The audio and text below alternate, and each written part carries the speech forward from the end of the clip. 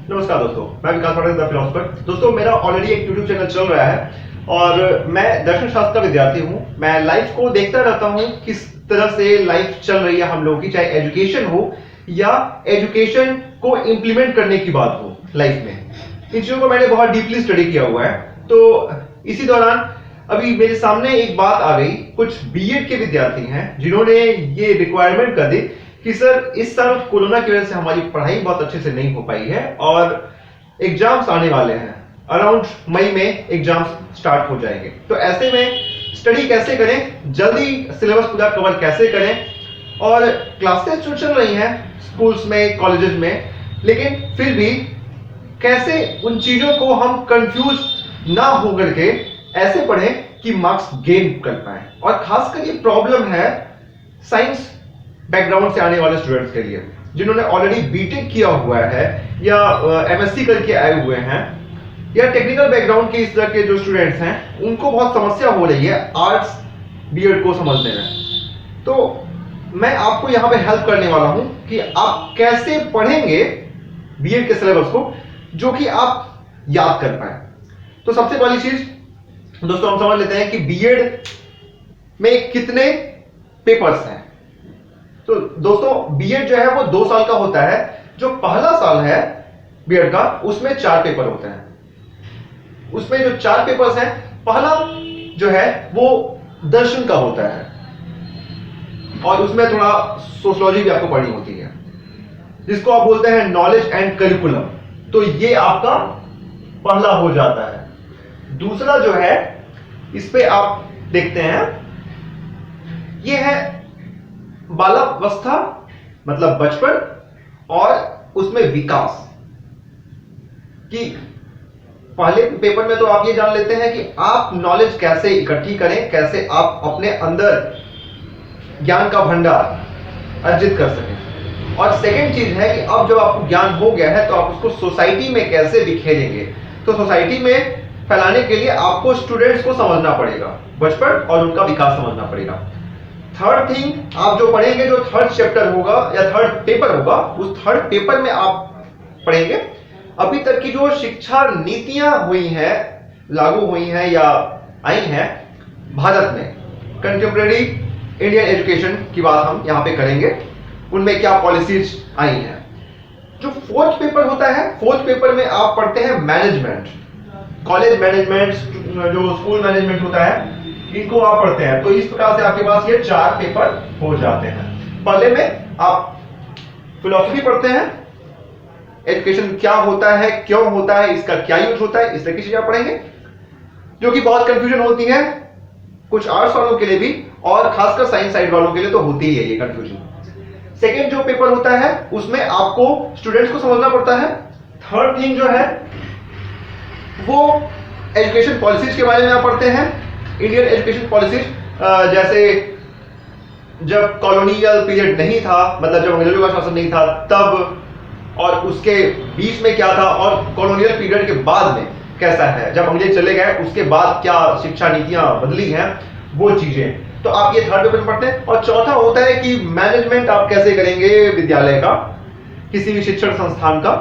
तो ये चीजें आपको पढ़नी होती है, ये 4 पेपर्स। तो पहले तो आप ये क्लियर कर लें कि आप इन चीजों को कैसे कैसे करेंगे। अब बात करते हैं कि आपको बुक्स क्या लेनी है। दोस्तों, आपके विद्यालय में, महाविद्यालय में जो भी बुक्स आपको प्रिस्क्राइब की गई हैं सिलेबस के अनुसार, आप उसको ले लीजिए और उसको पढ़ते रहिए। लेकिन यहां पे आपको ये क्लू मिलेगा, ये टेक्निक मिलेगा कि आप उन बुक्स के से अपने काम की चीजें कैसे आराम से निकाल लें, और आप कैसे वही चीज वहां पे एक्सप्लेन करें जो एग्जामिनर चाहता है और जो आपके लिए मार्क्स स्कोरिंग हो। सामान्यतः क्या होता है कि जो टीचर्स पढ़ाते हैं, जो प्रोफेसर्स पढ़ाते हैं इसके लिए, एजुकेशन के लिए, वो लोग क्या पढ़ाते हैं, और सामान्यतः उन्होंने पढ़ा भी ऐसे हुआ है, अलग अलग एजुकेशन से जुड़े हुए विद्वानों के वो व्यूज रख देते हैं एज इट इज। तो वो रख देते हैं, उनको लगता है कि हाँ वो बहुत अच्छा पढ़ा रहे हैं और ऐसा विद्यार्थी समझ जाएगा।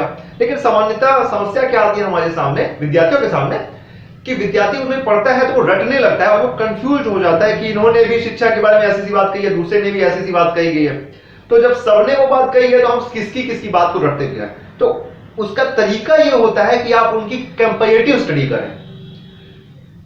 अगर आप कंपैरेटिव स्टडी किसी चीज की करते हैं तो ये थोड़ा सा आसान हो जाता है आपके लिए। फिर आप कंपैरिजन करने के बजाय वहां पे दो लोगों के व्यूज रख सकते हैं कि अच्छा इन्होंने ये कहा है और दूसरे ने ये कहा है। तो अगर आप ऐसी चीज को पढ़ेंगे तो आपको वो चीज याद रह जाएगी। तो दोस्तों, विद्यालय में आपको पढ़ाया जाता है, महाविद्यालय में आपको पढ़ाया जाता है, लेकिन आप यहां इस चैनल पे उन चीजों को याद करने का तरीका पाएंगे। मतलब यूं समझ लीजिए कि आपने हमारे साथ कुछ समय बिताया, आपने YouTube चैनल पे जो भी कुछ देखा, समझ लीजिए वो आपके एग्जामिनेशन के लिए माइलस्टोन होने वाला है। मतलब एग्जामिनेशन में आप अच्छा कर ही लेंगे, श्योर है।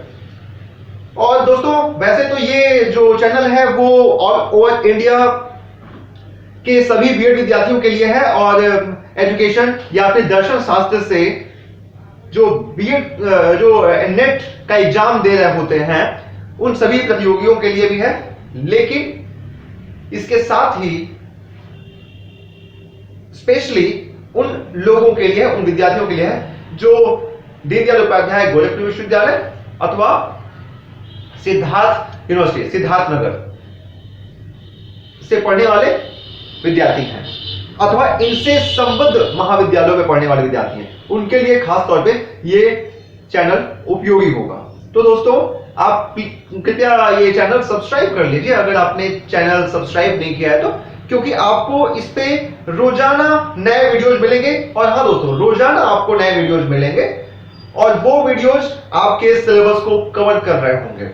अगर आप चैनल सब्सक्राइब करते हैं और उस पे बेल आइकन को दबाते हैं तो आपको नोटिफिकेशन मिल जाएगी और नोटिफिकेशन में आपको सारी चीजें, सारे वीडियोस तुरंत ही मिलेंगे।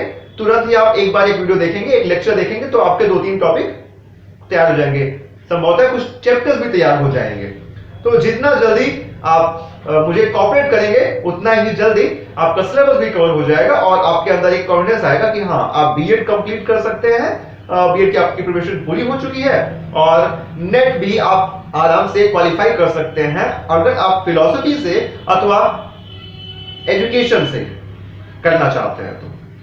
आपका दिन शुभ हो। धन्यवाद।